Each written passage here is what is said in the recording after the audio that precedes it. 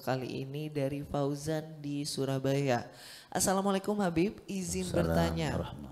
Bagaimana cara berdoa agar diijabah oleh Allah?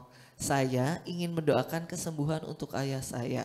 Dan mohon doanya Habib untuk ayah saya yang sedang menjalani pengobatan kanker nasofaring stadium 4. La ilaha illallah. Ikhtiar dihimbau, matlub, ya, berobat dan berdoa dan juga bersedekah. Dawu mardakum bisedekah. Obati penyakit Anda dengan sedekah. Lakukan semua ikhtiar. Dan berdoa sama Allah Subhanahu wa taala dan yakini semua doa kita diterima oleh Allah jika itu memenuhi syarat. Jika itu memenuhi syarat, maka doa kita diterima. Tapi jangan kita mengatur Allah. Cara Allah menerima itu terserah Allah. Gimana caranya? Cara Allah mengkabulkan doa kita itu terserah Allah. Gimana caranya?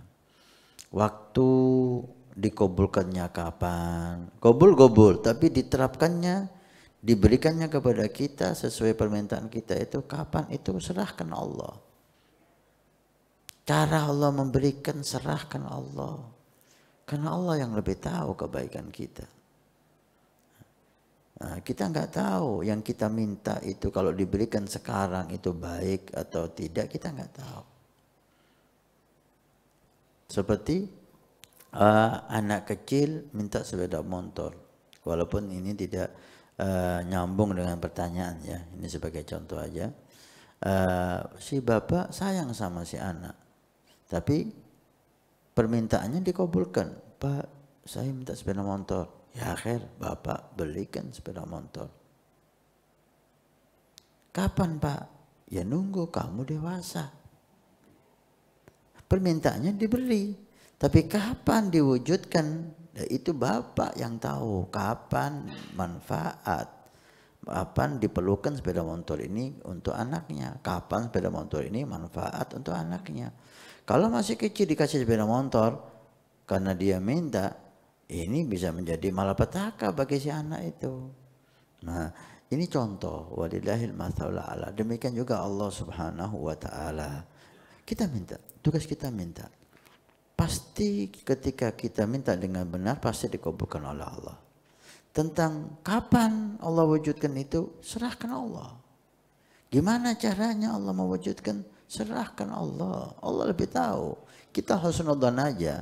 Kalau tidak diberikan hari ini permintaan kita, berarti hari ini nggak tepat, nggak manfaat dan tidak menjadi baik kalau kita dapatkan hal itu. Karena Allah tidak ada yang bisa menghalangi Allah untuk memberikan kepada kita. Satu. Maka nggak ada alasan Allah menunda. Kenapa? Apa Allah nggak mampu? Nggak mungkin. Apakah ada penghalang sehingga Allah nggak memberikan sekarang? Tidak mungkin. Dan Allah sangat sayang sama kita.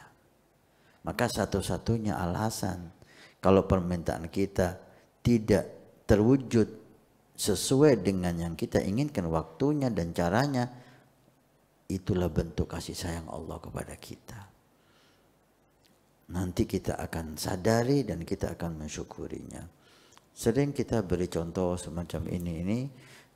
Guru kita Sayyidi Habib Umar pernah beri satu misal. Ada seseorang pemuda lewat di satu jalan, dia menjumpai satu rumah yang tertulis rumah dijual. Rumah itu dia lihat tempatnya strategis, rumahnya cakep, sehingga dia berusaha untuk mendapatkan rumah itu. Dia berusaha dengan tenaganya untuk dapat uang dan dia mohon sama Allah, berdoa setiap lewat di situ, ya Allah jadikan ini rumahku, ya Allah jadikan ini rumahku. Tapi Allah belum memberi rezeki yang cukup untuk dia memberi rumah itu sampai rumah itu dibeli oleh orang. Menyesallah dia, ya Allah. Tapi nggak lama dia diberi rezeki oleh Allah beli rumah di tempat lain. Nafsunya masih condong ke rumah itu. yang dia inginkan. Setiap lewat di depan rumah itu hati kecilnya, ya Allah, kenapa Allah nggak ngasih saya rumah ini? Lewat lagi, kenapa Allah nggak ngasih saya rumah ini padahal saya sudah minta?